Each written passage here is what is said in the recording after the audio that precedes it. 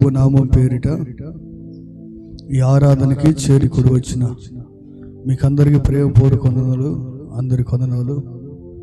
దేవుడు మిమ్మల్ని మీ కుటుంబాలని అన్ని అనుభవాలు తండ్రి దీవించి ఆశీర్వదించునుగాక. ఆమేన్. దేవుని వాక్యంలోకి వెళ్దాం. ఎవరు మాట్లాడద్దు, అటు ఇటు తిరగద్దు.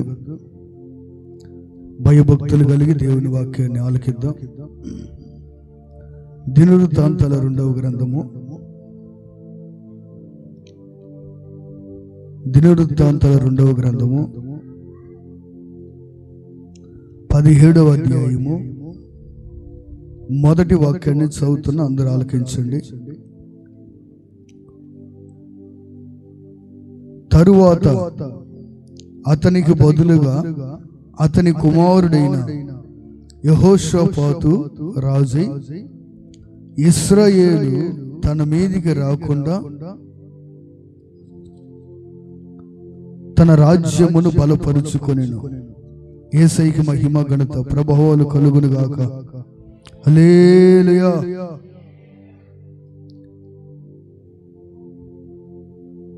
దేవుని వాక్యాన్ని గమనించినట్లయితే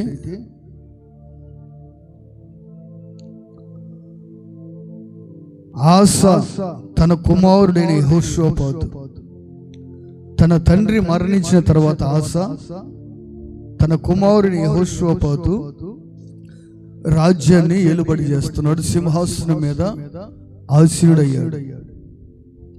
నా ప్రియ సహోదరి సహోదరులారా, ఈ పూట పరిశుద్ధాత్మ దేవుడు యెహోషాపాతు అనే రాజును మన ముందు పెడుతున్నాడు. ఎందుకంటే పరిశుద్ధ గ్రంథంలో ఎంతో మంది రాజులు ఉన్నారు. ప్రతి ఒక్కరి పేరు ఇక్కడ ప్రస్తావించబడిందంటే బైబిల్ గ్రంథంలో వారిని గురించి మనం తెలుసుకోవలసిన విషయాలు కొన్ని ఉన్నాయి. కొంతమంది వారి జీవితం చక్కగా జీవించారు, కొంతమంది పడిపోయారు, కొంతమంది పతనావస్థలోకి వెళ్ళిపోయి వారి జీవితాన్ని పాడు చేసుకున్నారు. మంచిగా జీవించిన వారి గురించి రాయబడింది బైబిల్లో, చెడ్డగా జీవించిన వారి గురించి కూడా రాయబడింది. ఎందుకంటే మంచిగా జీవించిన వారు వారి మంచితనాన్ని బట్టి, వారి జీవితాన్ని బట్టి దేవుడు వారికి ఏం చేశాడు, చెడ్డగా జీవించిన వారు, దేవునికి లోబడకుండా బ్రతికిన వారు, ఉపదేశానికి లోబడకుండా జీవించిన వారు, వారి జీవితాలు ఏమైపోయాయో కూడా, అంటే అటు మంచి ఇటు చెడు 2 విషయాలు బైబిల్ గ్రంథంలో రాయబడ్డాయి. ఎందుకంటే ఒక మానవుడు, ఒక మనిషి భూమి మీద మంచిగా బ్రతికితే, దేవుడు చెప్పినట్లుగా జీవిస్తే, వాక్యానుసారంగా ప్రవర్తిస్తే వారి జీవితం ఎలాగుండదో, వాక్యానికి వ్యతిరేకించి జీవిస్తే వారి జీవితం ఎలాగుండదో 2 విధాలుగా దేవుడు పొందుపరిచాడు. అందుకని ఇక నుంచి ప్రతి నెలలో ఒక వారం ఒక రాజు గురించి మనము ధ్యానం చేసుకోబోతున్నాం. నెలకి ఒక వారంలో ఒక్కొక్క రాజు. ఎందుకంటే నా ప్రియమైన సహోదరి సహోదరులారా, ఇశ్రాయేలు ప్రజలు 12 గోత్రముల వారు, ఒక 3 రాజులు మాత్రమే 12 గోత్రముల వారిని పరిపాలించారు. ఇక 3వ రాజు పరిపాలన అయిపోయి 4వ రాజు ప్రారంభించబడినప్పుడు ఇశ్రాయేలు ప్రజలు 12 గోత్రముల వారు 2 గోత్రములకు ఒక రాజు, 10 గోత్రాలకు ఒక రాజు అయ్యారు. మొదటి రాజు ఇశ్రాయేలు ప్రజలకు ఎవరు? సౌలు. ఆ తరువాత దావీదు. ఆ తదుపరి దావీదు కుమారుడైన సొలొమోను తర్వాత తన కుమారుడి కాలంలో రాజ్యం 2 భాగాలు అయిపోయింది. సొలొమోను చేసిన పొరపాటు వల్ల దేవుడు తన కుమారుడు రెహబాము కాలములో 10 గోత్రముల ప్రజలనేమో ఇశ్రాయేలు ప్రజలు అన్నారు, 2 గోత్రముల ప్రజలు బెన్యామీను గోత్రము, యోధా గోత్రమేమో యోధా ప్రజలు అన్నారు. ఇప్పుడు యెహోషాపాతు ఎవరికి రాజు అంటే ఈ 2 గోత్రములు. ఏ గోత్రాలు అవి? బెన్యామీను గోత్రము, యోధా గోత్రం. ఈ 2 గోత్రముల వారికి యెహోషాపాతు రాజుగా ఉన్నాడు. అయితే నా ప్రియమైన సహోదరి సహోదరా, యెహోషాపాతు రాజు గురించి మనం ఈ పూట ధ్యానం చేయబోతున్నాం. మన ఉపవాస కూడికలో ఆశా గురించి చెప్పాను. ఆశ ప్రారంభం ముగింపు ఎలాగుందని. ఆయన ప్రారంభము చాలా బాగుంది, ముగింపు వచ్చేసరికి ప్రారంభమేమో దేవుడికి అనుకూలంగా ఉన్నాడు, ముగింపుకు వచ్చేసరికి దేవుడికి అసహ్యంగా మారిపోయాడు. ఆయన కుమారుడే యెహోషాపాతు, ఆసా కుమారుడే యెహోషాపాతు. అయితే నా ప్రియ సహోదరులారా, ఇతడు తన తండ్రి వలె ప్రారంభములో అనుకూలంగా చివరిలో అసహ్యంగా ఉన్నాడా, లేకపోతే ఎలా ఉన్నాడు, ఎలా జీవించాడు అని ఈ పూట యెహోషాపాతు గురించి ఒక 4-5 మాటలు మనం ధ్యానం చేసుకొని ఈ ఆరాధన ముగించుకుందాం. మొట్టమొదటి మాట, యెహోషాపాతు అదే 2వ దినవృత్తాంతాల గ్రంథం 17:2 అంటాడు,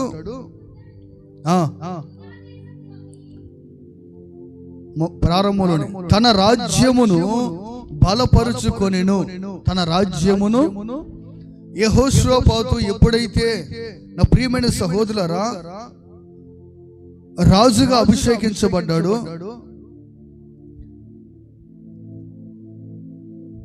యెహోషాపాతు రాజై ఇశ్రాయేలు తన మీదికి రాకుండా, ఎవరు రాకుండా, ఎందుకు ఇశ్రాయేలు అంటే ఇశ్రాయేల్ వేరు యూదులు వేరు అని చెప్పా కదా. ఇప్పుడు ఇశ్రాయేల్కి రాజు వేరు, యూదులకి రాజు వేరు. ఇప్పుడు శత్రువులు, ఇప్పుడు ఎవరైపోయారు? యూదులకి ఇశ్రాయేలు శత్రువులు అయిపోయారు. ఒకప్పుడు అందరు కలిసి ఉన్నారు, కానీ ఇప్పుడు ఏమైపోయారు? శత్రువులుగా మారిపోయారు.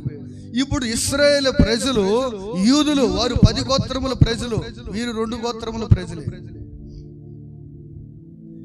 వీరి మీదకి శత్రువులు దండెత్తకుండా మొదటిగా యెహోషాపాతు రాజు అయిన వెంటనే చేసిన పని ఏంటంటే, మొదటిగా తన రాజ్యమును బలపరుచుకున్నాడు. ఏం చేశాడు చెప్పండి? ఏం చేశాడు?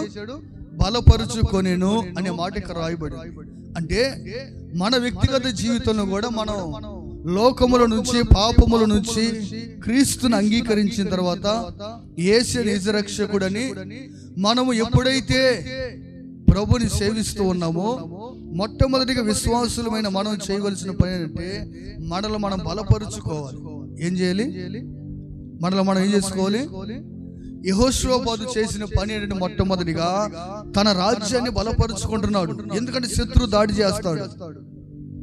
మనల్ని మనం ఎప్పుడైతే బలపరుచుకోకుండా బలహీనంగా ఉంటామో, బలహీనంగా ఎవరైతే దొరుకుతారో వారి మీద దాడి చేయడానికి అపవాదైన శత్రువు తిరుగుతానే ఉన్నాడు. రాత్రి మగల్లో ఎక్కడ బలహీనమైన వారు దొరుకుతారా, ఎక్కడ బలము లేని వారు దొరుకుతారా, ఇదిగో బలహీన మోసపరచడానికి, బలహీన వాడుకోవడానికి వాడు సిద్ధంగా ఉన్నాడు. అందుకని క్రైస్తవుడు బలహీనంగా ఉండే రోజులు ఇవి కాదు. ప్రతి క్రైస్తవుడు, రక్షించబడిన ప్రతి వ్యక్తి తన్ను తాను పరిశుద్ధాత్మ ద్వారా బలపరుచుకుందురుగాక. ఆమేన్. మనము బలమును పొందుకోకపోతే శత్రువు మన మీద దాడి చేస్తాడు. ఆ సంగతి గ్రహించిన యెహోషాపాతు ఏం చేస్తున్నాడంటే, మొదటిగా తన రాజ్యాన్ని బలపరుచుకుంటా ఉన్నాడు. సౌలు కూడా ఏ సౌలు? పాత నిబంధనలో సౌలు కాదు, క్రొత్త నిబంధనలో ఉన్న సౌలు ప్రభుని గుర్తిరిగిన తర్వాత, తన జీవితాన్ని ప్రభుకి అప్పగించిన తర్వాత సౌలు పౌలుగా మారినప్పుడు చేసిన పని ఏం చేశాడు? మొదటిగా చూడండి, అపోస్తుల కార్యం 9:22 చూడండి. అపోస్తుల కార్యం 9వ అధ్యాయం 22. ఏనంట, సౌలు మరి ఎక్కువగా బలపడి ఈయనే క్రీస్తు అని ఏం చెప్తున్నాడు? రుజువుపరుచుచున్నాడు. చాలండి, తల పైకెత్తండి. పౌలు ఎప్పుడైతే క్రీస్తును తెలుసుకున్నాడో, యేసే దేవుడిని తెలుసుకున్నాడో, తెలుసుకున్న తర్వాత ఏం చేశాడు? మొదటిగా అంటే పౌలు కూడా తను బలపరుచుకుంటున్నాడు. ఎందుకని? బలహీనమైన వారిని బలపరచాలంటే ముందు మనం బలవంతులుగా మారాలి. మనం బలహీనులుగా ఉండి ఎవరి లోకంలో ఉన్న బలహీనులు మనం మార్చాలంటే కుదిరిదంటారు అది. అందుకని ముందు మనం బలవంతులుగా మారాలి. ముందు మనం బలమును పొందుకోవాలి. ఏ బలం? లోకాన్ని జయించే బలం కావాలి, కోపాన్ని జయించే బలం కావాలి, అసూయని జయించే బలం కావాలి. ఏమండి, బలవంతుడు కోపాన్ని అణుచుకుంటాడా, బలహీన అణుచుకుంటాడా? చెప్పండి, ఎవడు? బలహీన బలవంతుడా? బలహీనుడు కోపం వస్తే ఏమండి ఎగురు దుగ్గుతుడు. అది బలవంతుడైతే తనకున్న బలాన్ని బట్టి తనకు వచ్చిన కోపాన్ని అణిచేస్తాడు. అదే బలవంతుడైతే తన పాపాన్ని చేయలేడు. ఎందుకంటే తన బలమును బట్టి అణుచుకుంటాడు. దేవుడిచ్చిన బలాన్ని బట్టి పాపం జోలి పోలేడండి. ఇప్పుడు నా ప్రియమైన సహోదరి సహోదరులారా, ఈ ఆరాధనలో మనం గమనించినట్లయితే యెహోషువపాతు గుర్తించాడు. ఏం గుర్తించాడంటే, ఇదిగో నా రాజ్యం స్థిరముగా ఉండాలంటే, నా రాజ్యం మీదకి శత్రువులు దండెత్తి రాకుండాలంటే ముందు నేను నా రాజ్యాన్ని బలపరుచుకోవాలి. రాజ్యము బలంగా కాకుండా బలహీనంగా ఉండి వేరే వారి మీదకి యుద్ధానికి వెళ్తే ఎలాగ ఉంటుంది? ఓడిపోతారు, హతులైపోతారు. ఏమండి, సర్వనాశనం, మొత్తం ఏమి లేకుండా నాశనం అయిపోతారు. అందుకని మొదటిగా యెహోషువపాతు చేసిన పని అంటే, నేను బలపరచబడాలి. నేను ఎప్పుడైతే బలాన్ని పొందుకుంటానో ఎంతమంది శత్రువులు నా మీదకి వచ్చి నేను వారిని గెలవగలను, శత్రువులు నా మీదకి వస్తే వారిని ఓడించగలను అనే నమ్మకం, అనే విశ్వాసం యెహోషువపాతు కలిగింది కనుక ఆయన చేస్తున్న పని మొట్టమొదటిగా బలపరుచుకొనుట. తండ్రికి మహిమ కలుగును గాక. హల్లెలూయా. ఈ పూట మన ధ్యానాంశం ఏంటంటే, యెహోషువపాతు రాజు ఎలా జీవించాడు. ఏంటి అంశం? యెహోషువపాతు రాజు ఎలా జీవించాడు. ఎలా జీవించాడు? మొదటిగా అంటే తన రాజ్యాన్ని బలపరుచుకుంటున్నాడు. కొంతమంది రాజ్యాన్ని బలహీనపరుచుకుంటే, యెహోషువపాతు రాజ్యాన్ని బలపరుచుకుంటున్నాడు. అలాగే కొంతమంది కుటుంబాన్ని బలపరుచుకుంటా ఉండండి, ఇంకొంతమంది కుటుంబాలు ఏం చేస్తున్నారు? బలహీనపరుచుకుంటున్నారు. ఏమంటే వారి అజ్ఞానముతో, అవివేకముతో, మూర్ఖత్వంతో, అతి ఆవేశముతో బలపరుచుకోవలసిన కుటుంబాలు ఏం చేసుకుంటున్నారు? బలహీనమైన కుటుంబాలుగా మార్చుకుంటున్నారు. అందుకే ప్రభు అంటాడు, మన కుటుంబాలు బలముగా ఉండాలి కానీ బలహీనంగా ఉండవు. అలా ఉండాలంటే నా ప్రియమైన సహోదరి సహోదరులారా, ఏం చేయాలంటే మనం బలపరుచుకుందుముగాక. ఆమేన్, హల్లెలూయా. బలపరుచుకుంటే ఏం చేయాలి? బలానికి 2 బూస్ట్ డబ్బాలు, 2 హార్లిక్స్ డబ్బాలు, వారానికి 3 సార్లు మటన్. అన్న తింటే చాలా బలం వచ్చిందన్న. మన మధ్య కానీ అంటున్నాడు, అన్న అలా తింటాం అన్న మేము అన్నాడు. ఏదన్నా అన్న, అది తింటే భలే రక్తం పట్టిద్దన్నా. ఏందన్నదంటే, అది అన్నా మళ్ళీ మీరు తింటారో తినరు. ముందు అది ఏదో చెప్పురా అయ్య అంటే, అల్లదన్నా అదన్నా ఇదన్నా అంటే, కానీ అసలు అది ఏందో చెప్పాలంటే పాపం ఎంతసేపుడుకో చెప్పాడు. అంటే ఆయన భయం ఏంటంటే, మరల చెవితి ఏమంటాడు నన్ను అన్న. ప్రియమైన సహోదరులారా, బలం అనగానే మన శరీర బలం గుర్తొచ్చింది మనకి. శరీరం బలం కాదండి, లోపల ఆత్మను బలపరుచుకునేవాడు ధన్యుడు. దేవుడికి మహిమ కలుగును గాక. హల్లెలూయా. ఇప్పుడు ఈరోజు మన కుటుంబాలు కానీ, మన పరిచర్య కానీ, లేకపోతే మీ విశ్వాస కుటుంబాలు కానీ అంతకంతకు బలమును పొందుకోవాలంటే నా ప్రియమైన సహోదరి సహోదరులారా, అది దేవుని యొక్క ఆత్మ సహాయం వల్ల మాత్రమే కలిగింది. అందుకని ప్రతినిత్యము కూడా, ప్రతిరోజు కూడా మన ఉదయం మోకరించగానే వేకునే, ప్రభువా ఈ రోజు నేను ఏ విషయంలో బలహీనురాలని కాకూడదయ్యా, నన్ను బలపరుచయ్యా. దేవా నాకు బలమివయ్యా. లోకాన్ని జయించాలి, పాపాన్ని జయించాలి, నా కోపాన్ని జయించాలి, నా చూపులు జయించాలి, నా తలంపులు జయించాలి. దేవా నేను పాపమును జయించాలి, సాతాను శక్తులు, కుయుక్తులు వాటిని జయించే బలము కావాలి. నేను బలహీన కాకూడదు, నేను బలవంతురాలిగా మారాలి. యేసయ్యకి మహిమ కలుగును గాక. ఏమని సంస్థని ఎంత బలవంతుడు శరీరానుసారంగా, కానీ పాపాన్ని జయించాడా? అది కానీ యేసేపు బలవంతుడని రాయబడిందా? కానీ యేసేపు మాత్రం పాపాన్ని, యేసేపు శరీరానుసారంగా బలవంతుడు కాదు, కానీ ఆత్మానుసారంగా యేసేపు బలవంతుడు, అందుకే పాపాన్ని జయించాడు. యేసయ్యకి మహిమ కలుగును గాక. అలాగే తమ్ములు, నా ప్రియ చెల్లెమ్మలారా, మన అందరి వ్యక్తిగత జీవితంలో కూడా దేవుడు మనతో మాట్లాడుతున్నాడంటే, యెహోషువపాతు రాజు ఎలాగైతే జీవించాడో, ఎలా జీవించాడంటే మొదటిగా తన రాజ్యాన్ని బలపరుచుకోవడానికి యెహోషువపాతు ఇష్టపడ్డాడు, బలపరుచుకున్నాడు. అందుకే శత్రువు ఆయన మీద దాడి చేయకుండా, ఏ శత్రువు యెహోషువపాతు మీదకి రావాలన్నా భయపడేవారు. ఎందుకంటే అయ్యా యెహోషువపాతు రాజ్యం బలముగా ఉందయ్యా, అది బలహీనంగా లేదు. ఎప్పుడైనా ఏ దేశపు నాయకుడైనా, రాజు అయినా, ఏ దేశం బలహీనంగా ఉందో ఆ దేశం మీదకి వెళ్తారు యుద్ధానికి. బలంగా ఉన్న దేశాల మీదకి యుద్ధానికి పోరు. అలాగే అపవాది కూడా అంతే. ఏ విశ్వాస అయితే బలంగా ఉంటారో, ప్రార్థనలో, విశ్వాసంలో, పరిశుద్ధతలో, వారి జోలు వాడు సైతానుగాడు. ఎవరి జోలు పోతాడు? ఎవరైతే బలహీనంగా ఉంటారో, ఎవరైతే విశ్వాసాన్ని కోల్పోతారో, ప్రార్థన జీవితాన్ని, పరిశుద్ధతను, యథార్థతను కోల్పోతారో వారంటే బాగా ఆడుకుంటాడు. వాడు ఏం చేస్తాడు? ఏమాట ఆడుకుంటాడు. అందుకని మనం ఏం చేయాలంటే మనం బలహీనంగా ఉండకుండా బలవంతులుగా మారాలి.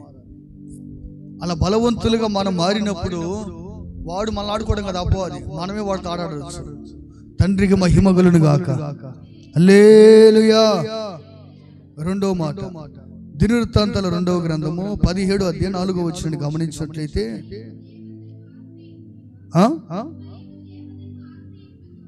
బయలు దేవతను ఆశ్రయింపక తన తండ్రి దేవుణ్ణి ఆశ్రయించుచు ఇశ్రాయేలు వారి చర్యలను వెంబడింపక ఆయన ఆజ్ఞలను అనుసరించి నడిచెను.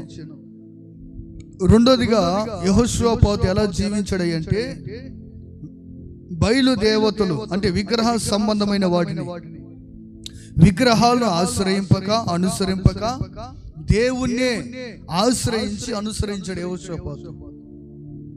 ఏంటంట? ఎవరిని? విగ్రహాలనైనా లేకపోతే ఇశ్రాయేల్ ప్రజలు దేవుణ్ణి ఆరాధించే అనుసరించే ప్రజలు, ఇశ్రాయేల్ ప్రజలు కూడా తప్పిపోయారు. వారు విగ్రహాల వెంబడి తిరుగుతున్నారు. కానీ యెహోషువపాతు ఇశ్రాయేలుని అనుసరించట్లేదంట, వారి దేవుని అనుసరించట్లేదు. సర్వశక్తిమంతుడైన దేవుణ్ణి అనుసరిస్తూ ఆయన ఆజ్ఞలనే అనుసరిస్తూ, నా ప్రియమైన సహోదరి సహోదరులారా, ప్రభుకి ఇష్టడుగా మారుతున్నాడు. ఇక రాయబడిన మాట ఏంటంటే, విగ్రహాలనైనా ఆశ్రయింపక అనుసరింపక సర్వశక్తిమంతుడైన దేవుని ఏం చేస్తున్నాడు? ఆయన ఆశ్రయించి అనుసరిస్తున్నాడు. ఈరోజు మన వ్యక్తిగత జీవితంలో కూడా నా ప్రియమైన సహోదరి సహోదరులారా, మన చుట్టూ విగ్రహ సంబంధమైన ప్రజలు ఉంటారు, లోకానుసారమైన ప్రజలు ఉంటారు, నామకార్థంగా బ్రతికే ప్రజలు ఉంటారు, ఆచార సంబంధంగా బ్రతికే ప్రజలు ఉంటారు, పేరుకే క్రైస్తవులని పిలువబడుతుంటారు. కానీ వారిలో భక్తి ఉండదు, వారిలో ప్రార్థన ఉండదు. అలాంటి వారిని అనుసరించామనుకోండి, మన మన మన వ్యక్తిగత జీవితం కూడా పతనమైపోయింది. మీలో చాలా మంది అలాంటి వారిని గమనిస్తూనే ఉంటారు. వారికి పేరుకు మాత్రమే యేసు ప్రభు, పేరుకు మాత్రమే మందిరానికి వెళ్తారు, పేరుకు మాత్రమే నామకార్థంగా మాత్రమే వారి జీవితం ఉంటుంది. వారు ప్రార్థన చేయడానికి పనికిరారు, ఒక పరిచర్యకి పనికిరారు, ఏమంటే పరిచర్య భారాన్ని మోయడానికి పనికిరారు, ఒక ఆత్మను రక్షించడానికి కూడా పనికిరారు. ఎందుకంటే వీరు లోకాన్ని అనుసరించేవాళ్ళు, దేవుని గాని దేవుని ఆజ్ఞలను గాని అనుసరించే ప్రజలు కాదు. ఏదో వారి స్వార్థం కోసం మందిరానికి వస్తారు, వెళుతుంటారు. అంతేగాని వారు ఏదో దేవునికి ఉపయోగపడాలి, దేవుని మాటలో ఎవరిని వినాలి, అనుసరించాలి, ఆ మాటల ప్రకారం బ్రతకాలి అని ఆశ ఆకాంక్ష వారికి ఉండదండి. నా ప్రియమైన సహోదరి సహోదరులారా, ఆనాటి అపోస్తుల కాలంలో ఆది సంఘములో మీరు గమనించినట్లయితే ఎంతో మంది విశ్వాసులని విశ్వాస అని పిలువబడితే క్రీస్తుని వెంబడిస్తున్నారు, అనుసరిస్తున్నారంటే వారిని పట్టి చెరసాల్లో వేసేవారు, వారిని పట్టి చిత్రహింసలు చేసి చంపేవారు. అలాంటి పరిస్థితుల్లో కూడా వారు ప్రభుని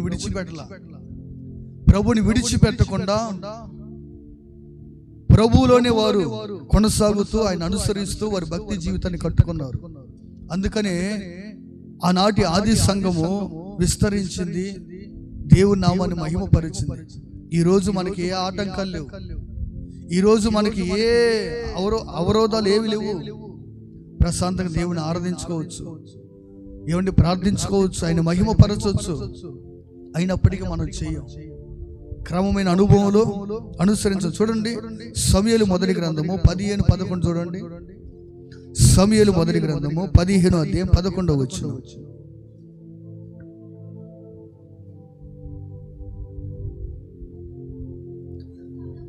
సౌలు నన్ను అనుసరింపక, చాలండి తలపైకి ఎత్తండి. సౌలు దేవుడు మొదటిగా రాజుగా చేశాడు.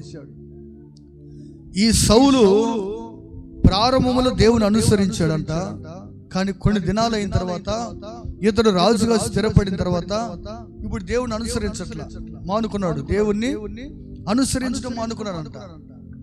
అరే, నువ్వు మందిరానికి వెళ్ళి దేవుణ్ణి వాక్యాన్ని విని వాక్యానికి లోబడి వాక్యానుసారంగా జీవించేవాడివి కదా, అనుసరించేవాడివి కదా, ఏంది ఇలా ఉన్నావు, ఏంది నీ స్థితి ఎలాగుంది అంటే, ఏదో కొన్ని దినాలు మాత్రమే, కానీ మరి రోజు నేను వాక్యాన్ని అనుసరించాలంటే ఎలా కుదిరిద్దయ్యా?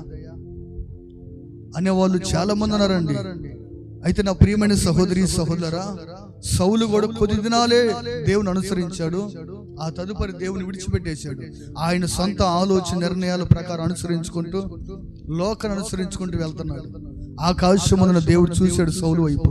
సౌలు నన్ను అనుసరించడము మానేశాడని ఎవరితో చదువుతాడు ఈ మాట? దేవుడు సమూయేలుతో చదువుతున్నాడు. సమూయేలు, ఇదిగో సౌలు చూడు, సౌలు రాజుగా చేశాను, నన్ను అనుసరించవలసిన సౌలు నన్ను అనుసరించడం మానుకున్నాడు. ఈరోజు మనము కూడా ఎవరిని అనుసరిస్తున్నాం? లోకాన్ని అనుసరిస్తున్నామా? లోకములో ఉన్న పాపను అనుసరిస్తున్నామా? లేక వ్యర్థమైన వాటిని అనుసరించి దేవుని దుఃఖ పెడుతున్నామా? నా ప్రియ సహోదరి సహోదరులారా, మనం అనుసరించవలసింది సర్వశక్తిమంతుడైన దేవుని. ఆయన ఎలాగైతే లోకములో జీవించాడో, 33.5 సంవత్సరం జీవించిన జీవితకాలం ఎలా ఉందో మనం గుర్తించి గమనించి ఆ విధంగా మనం ప్రభువుని అనుసరించుదుముగాక. హల్లెలూయా. సౌలు అయితే దేవుని అనుసరించడం మానుకున్నాడు, కానీ యెహోషువ అనుసరించడము మానలా. ఆయన చుట్టూ ఏమైనా ఉన్న ప్రజలు వేరే వేరే వారిని అనుసరిస్తా ఉన్నారు, విగ్రహాలను. కానీ ఈయన మాత్రం, మీరు ఎవరిని అనుసరిస్తారు మీ ఇష్టం, నేను మాత్రం నా దేవుణ్ణి అనుసరిస్తాను. ఆయన చాలు నాకు. ఎందుకంటే ఈరోజు నేను రాజుగా ఉండడానికి గల కారణం నా దేవుడే. మనం అనుకుంటాం, మా తండ్రి నాకు ఇచ్చిన ఆస్తి, అందుకని ఇంత ఆస్తి నాకు ఉంది, ఇది దేవుడు ఇచ్చింది కాదు, మా తల్లిదండ్రులు ఇచ్చిందని మనం అనుకుంటాం. కానీ యెహోషువ అనుకోలా, ఇది నా తండ్రి ఇచ్చిన రాజ్యము, ఇది నా తండ్రి ఇచ్చిన సింహాసనము, ఇది నా తల్లిదండ్రుల వలన కలిగిందంట్లా, నా పరలోకపు తండ్రి వలన కలిగిన అధికారం ఇది. ఆయన ఈ అధికారం నాకు ఇవ్వకపోతే ఇది నాకు ఉండదు అని గుర్తించాడు. కనుకనే యెహోషువ దేవుణ్ణి అనుసరిస్తున్నాడు, విగ్రహాలను గాని లేకపోతే ఇశ్రాయేలు ప్రజలు గాని ఆయన అనుసరించట్లా, వారిని వెంబడించట్లా. ఇప్పుడు నా ప్రియ సహోదరి సహోదరా, యెహోషువ వలె మనము కూడా సర్వశక్తి గల దేవుని అనుసరించుదుముగాక. అనుసరించే మనసు మనకి కలుగునుగాక. ఆమేన్. హల్లెలూయా. బోలో యేసు మహారాజుకే. ఏం చదువుతున్న అంశం?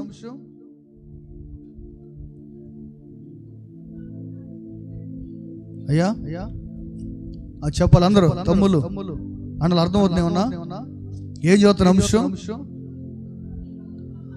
యెహోషువ రాజు ఎలా జీవించాడు? ఏం చెప్పి మొదటి మాట? ఎలా జీవించాడు? తన రాజ్యమును బలపరుచుకున్నాడు. ఎలా జీవించాడు యెహోషువ? తన రాజ్యాన్ని బలపరుచుకున్నాడు. రెండోది ఎలా జీవించాడు? ఎలాగా? విగ్రహాలను విగ్రహాలని ఆశ్రయించలేదంట, వాటిని అనుసరించట్లేదు. మరి ఎవరిని అనుసరిస్తున్నాడు అంటే సర్వశక్తిమంతుడైన దేవుణ్ణి ఆశ్రయించాడు, అనుసరిస్తున్నాడు. ప్రభుకి మహిమ కలుగును గాక. హల్లెలూయా. నా ప్రియమైన సహోదరి సహోదరా, మూడోదిగా మనం గమనించినట్లయితే దినవృత్తాంతాల 2వ గ్రంథము 17వ అధ్యాయము 6వ వచనం. దినవృత్తాంతాల 2వ గ్రంథము 17:6. యెహోవా మార్గముల యందు నడుచుకొనుటకు అతడు తన మనస్సును దృఢపరుచుకొనిన వాడై ఉన్నత స్థలములను దేవతా స్తంభములను యోధాలో నుండి తీసివేసెను. చాలండి. మూడోది గమనించండి యెహోషువ గురించి. యెహోవా మార్గముల యందు నడుచుకొనుటకు తన మనస్సును దృఢపరుచుకున్నాడు. దేన్నంట? దేన్ని? మనస్సుని దృఢపరుచుకున్నాడు లేక బలపరుచుకున్నాడు. నా ప్రియమైన సహోదరి సహోదరులారా, మన మనస్సుని మనం దృఢపరుచుకోకపోతే ఈ మనస్సు దేవుని మార్గములో నడవడానికి ఇష్టపడదు. ఇది మన మనసు ఎలాంటిదంటే, మనిషి యొక్క మనసు ఎలాంటిదంటే దేవుని మార్గములో నడిచేదానికంటే ఏమండి సాతాను మార్గంలో నడవడానికి చాలా సులువు. అది ఏంటిది? దానికి కష్టపడాల్సిన పని లేదు, ప్రయాసపడవలసిన పని లేదు. ఏమండి సాతాను మార్గంలో నడవడానికి మనసును దృఢపరచుకోవాల్సిన అవసరం అంతకంటే లేదు. దేవుని మార్గంలో ఒక వ్యక్తి నడవాలంటే, ఒక వ్యక్తి పరిశుద్ధంగా, పవిత్రంగా, వినయముగా, విధేయతగా ఏమన్నా ఆయన మార్గంలో నడవాలంటే మనస్సు దృఢమవ్వాలి. ముందు ఏవాలి? మనస్సు దృఢపరుచుకోవాలి. నిలకడగా మన మనస్సు ప్రభు మీద ఏమన్నా ఉండేటట్లు మనం చేయగలగాలి. యెహోషాపాతు చేసిన పని అదే. ఎందుకంటే తన తండ్రి ఆస కొన్ని రోజులు మాత్రమే దేవుడి మార్గం నడిచాడు, దేవుడికి అనుకూలంగా బ్రతికాడు. ఆ తదుపరి దేవుడికి అసహ్యకరంగా బ్రతికాడు ఆస. యెహోషాపాతు గమనించాడు, అయ్యో నా తండ్రి ప్రారంభ దినాల్లో దేవుడికి అనుకూలంగా బ్రతికాడు, ఆయన మనస్సు దృఢపరుచుకోలేదు.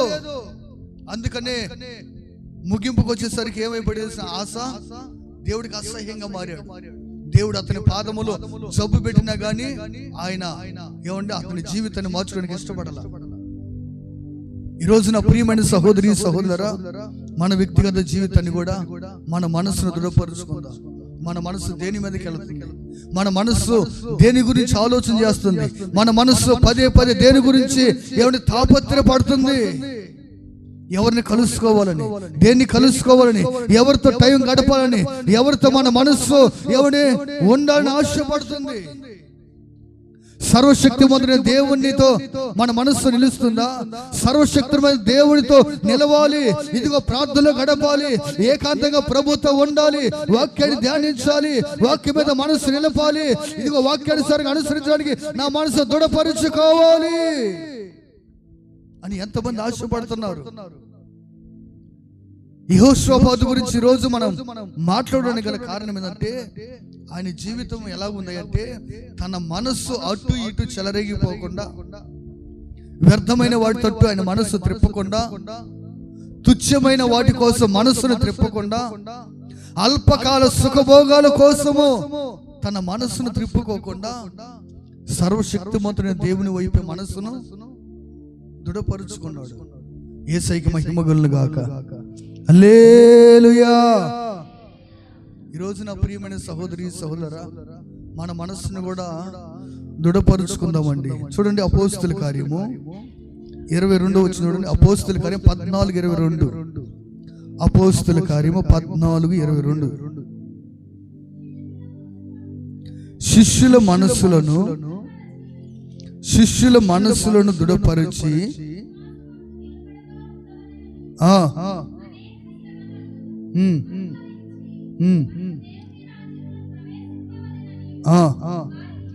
వారిని హెచ్చరించెను. చాలండి. దేవుని వాక్యాన్ని గమనించినట్టయితే, పౌలు శిష్యుల మనస్సులను దృఢపరిచి ఏం చేశాడంట? వారి మనస్సులను దృఢపరిచి. ఈ పూట నా ప్రియ సహోదరి సహోదరా, మీ మనస్సును కూడా దృఢపరచడానికే పరిశుద్ధాత్మ దేవుడు ఈరోజు యెహోషాపాతుని మన ముందు పెట్టాడు. ఆనాడు పౌలు ఎలాగైతే శిష్యుల మనస్సును దృఢపరిచాడో, ఈ రోజు మన అందరి మనస్సులు ఈ ఉపదేశము ద్వారా దృఢపరచబడును గాక. ఆమేన్. హల్లెలూయా. ఆ సర్వోన్నతుడైన దేవుని చప్పట్లు కొడుతూ మహిమ పడతాం గట్టిగా అందరూ. హల్లెలూయా. శిష్యుల మనస్సులు ఎలాగైతే దృఢముగా ఉన్నాయో, మన మనస్సు కూడా దృఢముగా ఉండాలి, ప్రభు మీదే ఆనుకొని ఉండాలి. ఎందుకంటే నా ప్రియమైన సహోదరి సహోదరులారా, మన మనసును మనము దృఢపరుచుకోలేకపోయామనుకోండి, స్థిరపరుచుకోలేకపోయామనుకోండి, అది రెల్లు వలె కదిలిపోయింది, రెల్లు వలె ఎగిరిపోయిందంట మనస్సు. అది ఒక చోట నిలవదు మనస్సు. అది రెల్లు వలె అంటే ఒక పొట్టు వలె కదిలిపోతా ఉంటుంది మనస్సు. సముద్రం మీద అలాగే అలలు ఎలాగైతే కదులుతూ ఉంటాయో, ప్రతి ఒక్క మనిషి యొక్క మనస్సు సముద్రములు అలలాంటిదే. మనస్సు కూడా సముద్రం ఎప్పుడు నిమ్మలంగా ఉంటుంది మీరు చూసారా? అది ఎప్పుడు నిమ్మలంగా ఉండదు, అలలు వస్తానే ఉంటాయి. మనిషిలో కూడా ఆలోచనలు ఎన్నో పడుతుంటాయి. ఒక గంటకి ఎన్ని విధాలుగా మన మనసు ఆలోచించదు. గంటకి పలు విధాలుగా మారిపోతున్నది. పలు విధాలైన అనుభవాలు కలిగి మన మనస్సు ఊగిసలాడుతూ ఉంటుంది. ఇది చేద్దామా, అది చేద్దామా, ఇలా ఉందామా, అలా ఉందామా, అది కాదు ఇది కాదు అది, ఇలా మనస్సు తిరుగుతూనే ఉంటుంది. అందుకే ప్రభు అంటాడు, నా ప్రియమైన సహోదరి సహోదరా, ఆనాడు ఆది సంఘముల విశ్వాసులు మనసులు ఎలాగ దృఢముగా ఉన్నాయో, యెహోషాపాతు ఎలా మనసును ఎలాగైతే ఎవడు దృఢపరుచుకున్నాడు, మనందరి మనసులు కూడా పరిశుద్ధాత్మ దేవుడు ఈ ఆరాధన దృఢపరుచునుగాక, దృఢపరుచునుగాక. హల్లెలూయా. 4వ మాట, దినవృత్తాంతాల 2వ గ్రంథము 20వ అధ్యాయము 32వ వచనం. 20వ అధ్యాయము 32వ వచనం. అతడు యెహోవా దృష్టికి యథార్థముగా ప్రవర్తించి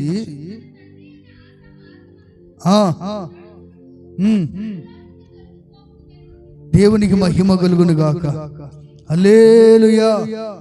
ఏదంట, యెహోషాపాతు ఎలా జీవించాడు? 4వదిగా యథార్థంగా, యథార్థతలో నుండి తొలగిపోలా. ఏమలేదంట, చదువు మరలా మాట. అతడు యెహోవా దృష్టికి యథార్థముగా ప్రవర్తించి తన తండ్రిని ఆశా మార్గమందు నడుచుచు దానిలో నుండి తొలగిపోకుండెను. దానిలో నుండి, దేనిలో నుండి? యథార్థతలో నుండి తొలగిపోలేదు ఆయన. ప్రారంభములో యెహోషాపాతు ఏ యథార్థత కలిగి ఉన్నాడో, ఏమండి, ఆయన చివరి ముగింపుకు వచ్చేసరికి కూడా యెహోషాపాతు అదే యథార్థత అలాగే కాపాడుకుంటున్నాడు. కొంతమంది యథార్థత కొన్ని దినాలు మాత్రమే పరిమితం, కొన్ని రోజులు మాత్రమే పరిమితం. ఆ తదుపరి యథార్థతను కోల్పోతారు, యథార్థత లేకుండా జీవిస్తూ ఉంటారు. నా ప్రియమైన సహోదరి సహోదరా, యోబు జీవితాన్ని మనం గమనించినట్లయితే, యోబుకు దేవుడు సకల ఐశ్వర్యాలు ఇచ్చాడు, సకల భోగములు ఇచ్చాడు, సుఖమునిచ్చాడు, సౌఖ్యమునిచ్చాడు, పేరునిచ్చాడు, ప్రఖ్యాతినిచ్చాడు, అన్ని దేవుడు ఇచ్చాడు. వాటితో పాటు దేవుడు ఒక 10 మంది సంతానాన్ని కూడా ఆయన ఇచ్చాడు. ఒక రోజు వాటన్నిటిని దేవుడు తీసేస్తే అప్పుడు యోబు భార్య వచ్చి యోబుతో అంటుంది, ఏమంటుందంటే, ఇప్పుడు మీరు చూడండి యోబు భార్య ఏమంటుందో. యోబు 2వ అధ్యాయం 9వ వచనం చూడండి. అతడు భార్య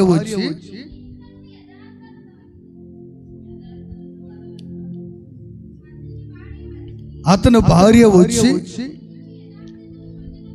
నీవు ఇంకను యథార్థతను వదలకుందువా? ఏమంటుంది భార్య? యోబు దేవుడు అన్ని ఇచ్చినప్పుడు ఏ యథార్థంగా ఉన్నాడో అన్ని పోయినా కానీ అదే యథార్థత యోబులో ఉంది, కానీ భార్యలో లేదు. ఎవరిలో లేదు? యోబులో ఉన్న యథార్థత యోబు భార్యలో లేదు. యోబు భార్య సంతోషంగా ఉన్నప్పుడు, అబ్బో మా ఆయన అంత మంచుడు అని కౌగిలించుకుంది. ఏమైనా పోగొట్టిన అనుకోండి, ఇంకా ఆ రోజు ఇంకా ముద్ద పెడితే పెడదాం. నాకు తెలిసిన ఒక కుటుంబం ఉంది. ఆ కుటుంబం ఎలా ఉండదంటే, నేను ఆ రోజులో పనిచేసే టైంలో అనంతపురం ఆ జిల్లాలో పనిచేస్తున్నాను. అయితే నా ప్రియమైన సహోదరులారా, నాతో పాటు అక్కడికి వచ్చాడు ఒక కుటుంబం పని చేయడానికి. ఆయన మంచిగా బాగా పేకాట ఆడతాడు. ఏమాడతాడు? పేకాట బాగా ఆడతాడు. పేకాటకు పోయి, ఆదివారం రోజు ఇంటికాడ ఉంటారు కదా, పేకాటకు పోయి ఆ రోజు ఒక 500 1000 సంపాదించాడు అనుకోండి. ఈ 500 1000 తీసుకొచ్చి భార్యకు చూపాడు అనుకోండి. ఆ రోజు ఆ ఇంట్లో అస్సలు ఎమ మోగుతుండదు. ఏంటిది? గుమ్మగుమ్మలాడిపోతుండే మసాలా. అప్పటికప్పుడు తెప్పించింది. ఏమండి, 500 కాగితం చూడగానే, ఆ 1000 రూపాయలు చూడగానే అసలు మా ఆయన బంగారం అండి, అసలు నన్ను అసలు కష్టపడడండి, ఎలా చూసుకుంటాడండి వదినా, అసలు నాకు దొరకాల్సినడు కాదు వదినా అని చెప్పి పక్కన 10 ఏళ్ళకి ఆ గుడిసెలో ఉన్న వాళ్ళందరికీ. ఎప్పుడైతే ఒక 500 కానీ పోగొట్టుకొని వచ్చాడు అనుకోండి, ఇక చూడండి ఉండదు వ్యవహారం. నాకు తెలుసు ఈ పనికి మానవుడు పోతే 10 రూపాయలు సంపాదించి చేతగానోడు. నేను చెబుతాను, అందుకే అసలు నీ కొద్దిరా పేకాట అని చెబుతున్నా. ఏంటడా ఈ పనికి మానవుడు, నీ పని నువ్వు చూసుకోరండి. మళ్ళీ పేకాటకు పోయి ఉన్న డబ్బులు మొత్తం కాజేస్తామంటారని నీకు ఆ రోజు సీపులు కూడా తీసుకునేది. ఏం తీసుకునేది అంటే ఆమెకున్న యథార్థత ఏంటిది? 10 రూపాయలు సంపాదిస్తేనేమో, 10 రూపాయల కాగితం ఉంటేనేమో జోబిలో, ఆ యథార్థంగా వీరు జోబి ఖాళీ అయిందనుకో, చూడండి. అంటే నా ప్రియమైన సహోదరులారా, అందుకే కదా పెద్దలు ఒక మాట అంటారు, ఏమని? తల్లి అయితే జోబు చూసిద్దా? తల్లి అయితే కడుపు చూసిద్దంట, భార్య అయితే నా భర్తను తీసుకొచ్చాడా, ఈరోజు వత్త కూలి అంతా. ఇంట్లోకి రాగానే ఏమండి ఇప్పుడు 500 రూపాయల నోటు దానికి ఇది వైట్ కదా, నీళ్ళు బాగా కనబడి ఇలాంటి వెంటనే వాకి లెక్కంగానే గుమ్మం చూడంగానే భర్త జోబు కొంచెం లావుకుంది అనుకో, పర్లేదు మా ఆయన తీసుకొచ్చాడు, ఈరోజు ఒక 1000-2000 వచ్చింది కూలి అని. నా ప్రియమైన సహోదరులారా, మొదటిగా జోబులు దౌడేది ఎవరంటే భార్యే. కానీ తల్లి జోబులు దౌడదు. కొడుకింటికి రాగానే జోబి చూడదు. వాడు ఎదవైనా, వాడు పనికిరాడునైనా, వాడు దుఃఖ పెట్టేవాడైనా కొడుకు ఇంటికి వచ్చిన పాటిని తల్లి అని, దయ్యా అన్నం తిన్నావా, ఏమనిది అన్నం తిన్నావా, తినలేదా అంటే మీలో కొంతమంది ఉంటారు ఏమండి, తల్లి లాంటి భార్యలు. యేసయ్యకి మహిమగొల్లు గాక, హల్లెలూయా. అందరూ అట్లా ఉండరు, అక్కలారా అందరు ఎందుకు ఉంటారట, ఉంటారా? కొంతమంది ఉంటారు తల్లి లాంటి భార్యలు ఉంటారు కదా, వాళ్ళు కూడా ఏం చేస్తారంటే రాగానే వారు కూడా ఏమండి తన భర్త జోబి కాకుండా కడుపు చూసే వాళ్ళు కూడా కొంతమంది ఉంటారు. కానీ పెద్దలు ఎందుకు మరి ఆ సామెత చెప్పారు, యేసయ్యకి మహిమగొల్లు గాక అంటే వారు అన్ని ఆరుతేరే కదా మాట్లాడితే ఏదైనా. ఇక్కడ మనం గమనించినట్లయితే ఏబు అన్ని ఉన్నప్పుడు తన భార్య ఎప్పుడు కూడా ఏబు నువ్వెందుకెంత యథార్థంగా ఉన్నావు అని అడగల. ఆ తర్వాత ఏమని చూడండి, అక్కడ కొంచెం కింద చూడండి, దేవుడు దూషించి మరణము కమ్మనెను, ఏబో ఎందుకు యథార్థంగా ఉన్నావు, ఇంకా యథార్థతను విడిచిపెట్టవా, ఎందుకు నీకు యథార్థత, ఎందుకు దేవుడు దూషించి చావు, ఎందుకు నువ్వు బతికేం చేస్తావురా? కొంతమంది అంటున్నారు, బతికేం చేస్తావురా నువ్వు, ఏం ఉద్ధరిస్తావు సావక. ఏమంటారు, ఒరి అనేవాళ్ళు కూడా ఉన్నారండి కొంతమంది. మధ్యకాలంలో వెళ్తా ఉండి డిస్ట్రిక్ట్ ఒక ఇంట్లో చూసాను ఇట్లాగే ఒరి అంటుంది. ఎవరినో ఒరి అంటుంది, నిన్ను చూస్తే భర్తనే. ఎందుకురా నీ బతుకు సావక అంటుంది. పాపం ఆకేం కష్టం వచ్చిందో. నా ప్రియమైన సహోదరి సహోదరురా, ఏబు భార్య కూడా అంటుంది, ఎందుకు నువ్వు బతికేం చేస్తావు, యథార్థంగా ఉండి ఏం చేస్తావు, 10 మంది పిల్లలు పోగొట్టావు, ఆస్తి అంతస్తులు పోయాయి, పేరు ప్రఖ్యాతులు పోయాయి, సుఖము లేదు. ఒకప్పుడు ఏబు భార్య వస్తుంటే అందరూ 10 మంది లేచి నిలబడేవారు. ఇప్పుడు ఏ భార్య వస్తుంటే నిలబడి వెళ్ళాడు. అందుకు ఆ బాధ. ఏమండి, ఒకప్పుడు ఏ ఇంట్లో 10 మంది పని వాళ్ళు ఉన్నారు, కానీ ఇప్పుడు ఎవరు లేడు పని వాళ్ళు. ఏ భార్య అంటులు తోమాలి, ఏ భార్య అన్నం వండాలి, ఎందుకని అందరూ పోయారు. ఆస్తులు పోయి, అంతస్తులు పోయి, అన్ని పోయాయి. కానీ ఏబు మాత్రం అన్ని ఉన్నప్పుడు ఏ యథార్థత ఉందో అన్ని లేకపోయినా అదే యథార్థత. కానీ ఏబు భార్యలో మాత్రం ఉన్నప్పుడు ఒక రకంగా, లేనప్పుడు సుఖంగా సంతోషంగా ఉన్నప్పుడు. కొంతమంది కుటుంబాలు ఒక రకంగా ఉంటాయి. భార్య భర్తల మధ్య ఏదైనా చిన్న భేదం వచ్చింది అనుకోండి, ఇక ప్రారంభమైంది సనుగుడు గొనుగుడు. ఏమండి, అదే యథార్థత అంటే. యథార్థత అంటే అదేనా? గమనించండి, యెహోషువ పోతంట ప్రారంభములో ఏ యథార్థత ఉన్నాడో అదే యథార్థతను తొలగిపోకుండా. ఆ మాట నాకు చాలా నచ్చిందండి. ఏంటన్నమాట? తొలగిపోకుండెను. చప్పట్లు కొట్టి ప్రభుని కనపడదాం గట్టిగా. యేసయ్యకి మహిమ కలుగును గాక.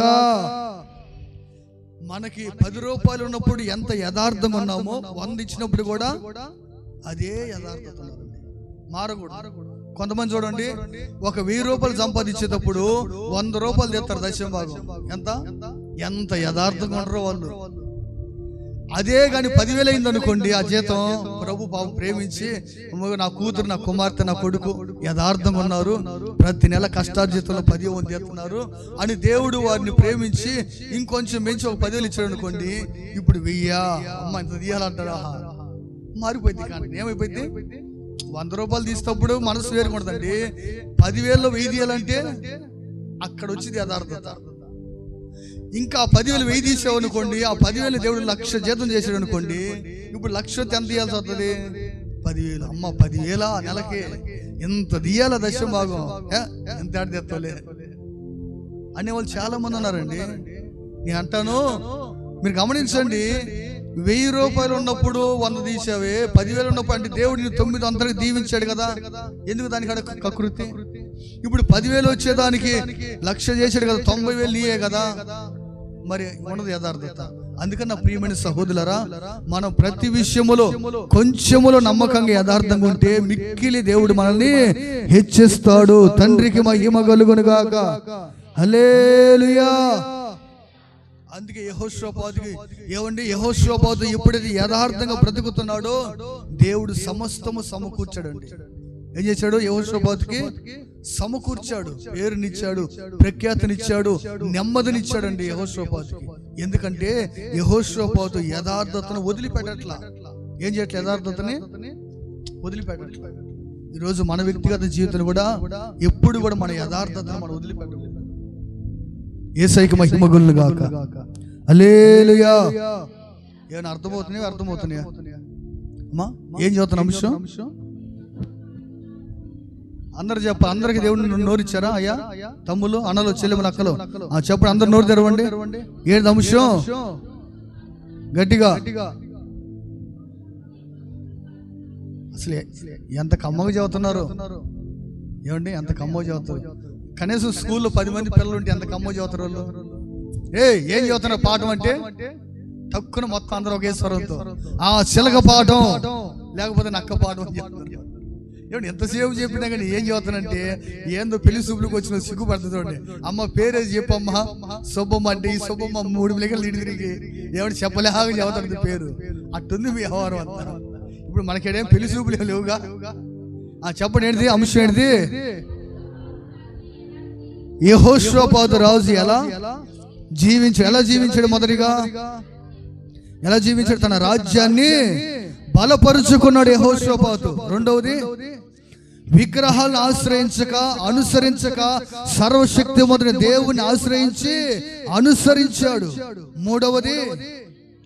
మూడవది తన మనస్సును దృఢపరుచుకున్నాడు. ఏం చేశాడు? మనస్సుని దృఢపరుచుకున్నాడు. నాలుగవది ఏం చేశాడు? యథార్థతలో నుండి తొలగిపోవట్లా. అదే యథార్థత కంటిన్యూ చేస్తున్నాడు. నా ప్రియ సహోదరి సహోదరా, మన వ్యక్తిగత జీవితంలో కూడా యథార్థతను పోగొట్టుకుంటే మన సాక్ష్యం పోయినట్టు. అందుకని యథార్థతలు మనము నిలిచి కడవరకు ఉందుమగాక. ఆమేన్. హల్లెలూయా. భార్య దూషించినంత మాత్రాన ఏబు యథార్థత పోయిందండి? భర్త దూషించినంత మాత్రాన భార్య యథార్థత పోయిందండి? విశ్వాసులు దూషించినంత మాత్రాన లేకపోతే సేవకులు అన్నంత మాత్రాన యథార్థత పోదు. ఎవరో ఏదంటే మన యథార్థత పోదు. మన యథార్థత ఏంటో మనకి దేవుడికి అర్థమైంది. మనం యథార్థంగా ఉంటే చాలు. 100 మంది మనల్ని అన్నా అవమానించినా, గమనించండి, యథార్థంగా ఉండేవాడు అందరికి నచ్చడు. లోకానికి నచ్చుతాడా? నచ్చుతాడా? యథార్థంగా ఉండేవాడు నచ్చడు. యథార్థంగా లేకుండా ఏమంటే మోసపు, కల్లోలాలు, గారడీలు ఇలాంటివి చేసేవారు ప్రజలకి బాగా నచ్చుతారు తొందరగా. నా ప్రియమైన సహోదరి సహోదరా, మనం ఎవరికి నచ్చినా నచ్చకపోయినా దేవుడికి నచ్చే యథార్థతలో మనం కొనసాగుదుముగాక. హల్లెలూయా.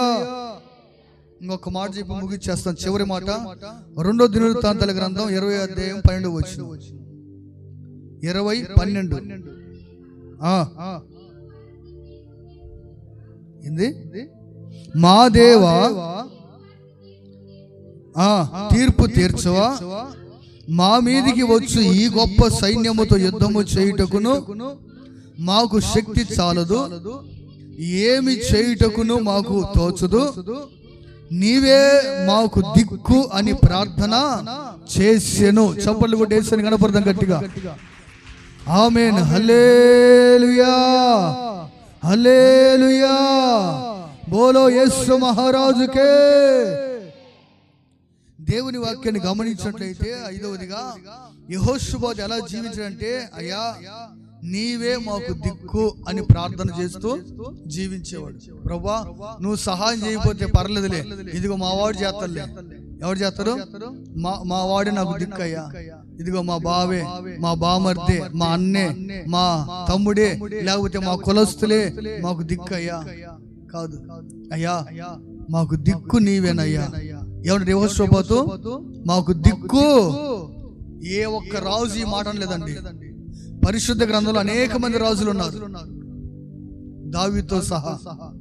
కానీ యెహోషాపాతు అంటాడు, మాకు దిక్కు, నాకు దిక్కు నువ్వేనయ్యా. నీవు కానీ సహాయం చేయకపోతే ఇక నాకు దిక్కు లేదు, ఇక నాకు దిక్కు లేదు, నాకు ఎవరు సహాయం చేయలేరు, నాకు దిక్కు నీవే. విస్తారమైన సైన్యం వస్తుంది మా మీదకి, వారిని ఓడించాలంటే, వారిని జయించాలంటే, శత్రువుని మట్టి గరిపించాలంటే సహాయకుడవు నీవే. యెహోషాపాతు పిలిస్తే పరాయి దేశపు రాజులు అనేక మంది సహాయానికి వస్తారు. కానీ యెహోషాపాతు పక్క రాజుల సహాయాన్ని కోరుకునే రాజు అలాంటి వాడు కదా. పక్క దేశపు రాజుల సహాయాన్ని కోరుకోవట్లా, అదిగో ఆకాశమున దేవుని సహాయమే కోరుకుంటున్నాడు. అంటాడు, మాకు దిక్కు నువ్వేనయ్యా. ఈరోజు నా ప్రియమైన సహోదరి సహోదరా, మనం అందరం కూడా ప్రతి దినము చేయవలసిన ప్రార్థనది, దేవా నాకు దిక్కు నీవేనయ్యా. నా దిక్కు, నా దశ ఎవరు? మనకి చాలా సార్లు మనకు అండబలం లేకపోతే మన జనబలం ఉన్నప్పుడు మనకి దిక్కు దేవుడు అవడు.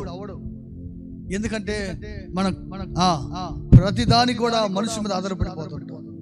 కానీ నా ప్రియమైన సహోదరి సహోదరా, యెహోషాపాతు మాత్రం తన చుట్టూ ఎంతో సైన్యం ఉంది, లక్షల మంది, కానీ వారు నాకు దిక్కు అనుకోవట్లా. ఇంత లక్షల మంది సైన్యం ఉన్నా, అయ్యా నీవే నాకు దిక్కు. నీవు సహాయం చేయకపోతే మేము శత్రువుని ఓడించలేము, నువ్వు సహాయం చేయకపోతే మేము యుద్ధములో గెలవలేము. అదే మాట పౌలు అంటారు చూడండి, 2 కొరింథీ పత్రిక 4:9 చూడండి. కొరింథీ పత్రిక 2వ అధ్యాయం, 2 కొరింథీ పత్రిక 4:9 వచ్చి, 2 కొరింథీ పత్రిక 4:9, తరమబడుచున్నాను, దిక్కులేని వారము కాము. చాలండి, ఏమంటాడు పౌలు? మేము తరమబడుచున్నాను, మమ్మల్ని అనేక మంది తరుముతున్నాను. ఏమండి, దేవుని పరిచర్య చేస్తూ, దేవుని సువార్తను ప్రకటిస్తూ, దేవుని పరిచర్యలో కొనసాగుతూ అనేక మందికి ఇదిగో ఎదుట యథార్థముగా నమ్మకంగా జీవిస్తున్న అనేక మంది మమ్మల్ని తరుముతూ ఉన్నప్పటికీ, మేము తరమబడుచున్నప్పటికీ మేము దిక్కులేని వారిమి కాము. మాకు దిక్కు యేసే, మాకు దిక్కు యేసే, యేసే మాకు దిక్కు. దేవునికి మహిమ కలుగును గాక. ఆమేన్. నా ప్రియమైన సహోదరి సహోదరులారా, పౌలు అంటాడు, మేము తరమబడుచున్నాము, అయినప్పటికీ దిక్కులేని వారిమి అయితే కాము. పౌలు, ఎవరు నీకు దిక్కయ్యా? నిన్ను కొడితే ఎవరు నీకు దిక్కాడా? ఎవరు నీకు దిక్కు? నీ కులం ఎవరు? ఆ మాట చాలా మంది అని ఉంటారు ఇక్కడికి వచ్చిన తర్వాత. ఎవడో నీకు దిక్కు? ఎక్కడి నుంచో వచ్చావు, ఏదో చేద్దాం అనుకుంటున్నావు, ఇక్కడ నీకేముంది? ఎవరున్నాడు? ఎవరు చూసుకుంటున్నావు? ఎవరిని చూస్తున్నామంటే, ఇదిగో మాకు దిక్కు నజరేయుడైన యేసు. మనుషుడు కాదు, మనుష్య బలము కాదు, శరీర బలము కాదు. సేవకులకు దిక్కు ఎవరయ్యా అంటే నజరేయుడైన యేసే దిక్కు. ఎందుకంటే ప్రాణం పెట్టిన వాడు ఆయనే, రక్తము కార్చిన వాడు ఆయనే, విమోచించిన వాడు ఆయనే, బలపరిచేవాడు ఆయనే, ధైర్యపరిచేవాడు ఆయనే, క్షమించేవాడు ఆయనే, బలాభివృద్ధి కలిగించేవాడు ఆయనే. అందుకే మాకు దిక్కు ఆయన, అందుకే మాకు దిక్కు ఆయనే. మాకు ఏంటి ధైర్యం? ఏంటో నీకు ధైర్యం అంటే, ఎక్కడి నుంచి వచ్చింది నీకు ధైర్యం? ఎవరు చూసుకొని ధైర్యము అంటే, అదిగో మా కోసం ప్రాణం పెట్టి 3వ రోజు తిరిగి లేచిన నజరేయుడు ఉన్నాడు కదా మా కోసం. ప్రభుకి మహిమ కలుగును గాక. హల్లెలూయా. కొంతమందికి అర్థం కాదు, అసలు ఏంటి ధైర్యం ఏంటయ్యా? ఈ ధైర్యం ఏంటి అంట? ఏ సంవత్సరం వదిలిపెట్టడే మీటింగ్ అంటాడు, అది అంటాడు, ఇది అంటాడు. ఎక్కడిది ధైర్యము?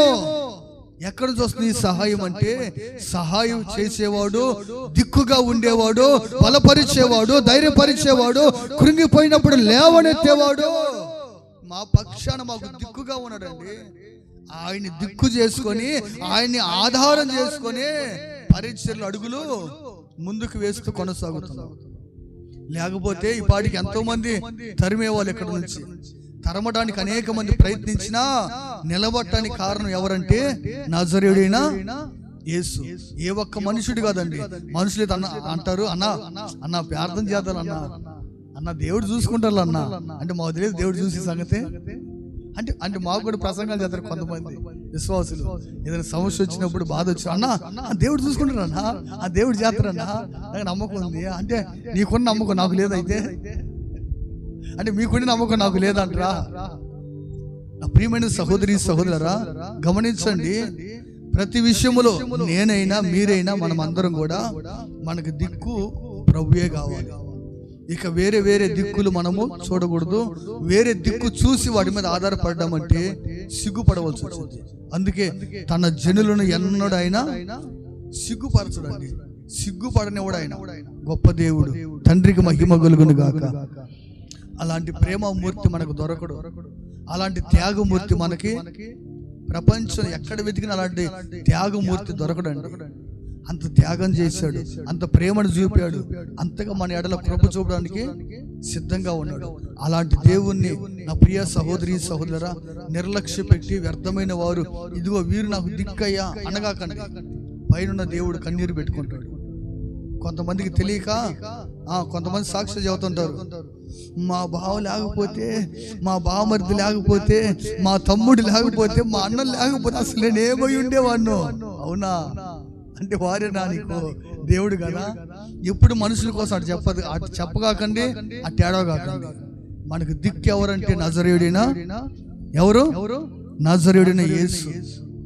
ఆయన మనకి దిక్కు అవ్వాలి. ఎందుకంటే ఏమండి, వేల కోట్ల దేవదూతలతో పొగడబడుతున్న దేవుడు దిక్కులేని వాడిగా అయ్యాడు. కలవరి శిలువలో ఏమయ్యాడు? ఒక అనాథ, దిక్కులేని అనాథగా. ఎవరి కోసం అంటే మన కోసం. మనం ఈ లోకంలో దిక్కులేని వారిగా ఉండకుండా ఉండాలంటే ఆయన మన కోసం దాన్ని అనుభవించాడు. ఆయన అనుభవించి ఇదిగో ఇక నుంచి నేనే మీకు దిక్కు అని కలవరి శిలువలో ప్రకటించాడు ఆయన. ఎందుకు ప్రభువా దిక్కులేని వాడికి ఎందుకున్నావు శిలువలో అంటే, మీరు ఈ లోకంలో దిక్కు లేని వారిగా ఉండకుండా మీరు ఉండాలి. నాకెవరున్నారు, నాకు దిక్కెవరు అనే మాట మా నోట రాకూడదు. నాకెవరు దిక్కు అంటే ఇదిగో నేనే మీకు దిక్కు అంటాడు యేసయ్య. మనం ఎప్పుడు అనుకోకూడదు. కొన్నిసార్లు సమయాల సందర్భాల్లో ఇక నాకెవరు దిక్కులేరయ్యా, నాకెవరు దిక్కులేరు ఆ మాట రాకూడదు. మనకు దిక్కు ఎవరున్నారు చెప్పండి. ఎవరు? యేసయ్య. మనం ఆ మాట ఒప్పుకోవాలి. ఏమని? యెహోషాపాతు ఎలాగైతే మా దిక్కు నీవేనని ప్రార్థిస్తున్నాడో మనము కూడా అనుదినము దేవా నీవే మాకు దిక్కయ్యా అని ప్రార్థన చేయుదుముగాక, ప్రార్థనలో పోరాడుదుముగాక. ఆమేన్, హల్లెలూయా. ఎన్ని మాటలు చెప్పాను? 5 విషయాలు. అర్థమైతే ప్రార్థన చేస్తున్నాం, అర్థమైతే మరలా చదువుతాం. అర్థమైతేనా? అర్థమైతే మనకు దిక్కెవరు? ఇక్కడ నుంచి ఎవరు? ఏంది ఎంత దూరాన్ని ఇచ్చావు పనికి మళ్ళా, నాకు దిక్కెవడే వాడు అంతా ఉంటే అమ్మా యేసయ్య నీకు. చెప్పండి ఎవరు దిక్కు? యేసే దిక్కమ్మా. దేవుడికి మహిమ కలుగును గాక. హల్లెలూయా. మనం ఎందుకండి నిరీక్షణ లేని ప్రజలాగా ఏడవలసింది? మనం ఎందుకండి భయపడవలసింది? మనం ఎందుకు అధైర్యపడాలి? దిక్కు లేని వారు, ఎవరిని క్రీస్తుని ఎరుగని వారు బాధపడాలి. మనకైతే ప్రాణమిచ్చిన దేవుడు, ప్రేమించే దేవుడు, హత్తుకునే దేవుడు, కౌగులించే దేవుడు, హక్కున చేర్చుకునే దేవుడు మన పక్షమై ఉన్నాడు. కొట్టుగడి చెప్పండి మనసారా అర్థమైతే. ఆమేన్, హల్లెలూయా. మన దిక్కు ఆయనే గనక మన దిక్కై ఉన్న దేవుని మనసారా హృదయములో చేర్చుకుందాము గాక. అందరు లేచి నిలబడదాం, ప్రార్థన చేసుకుందాం.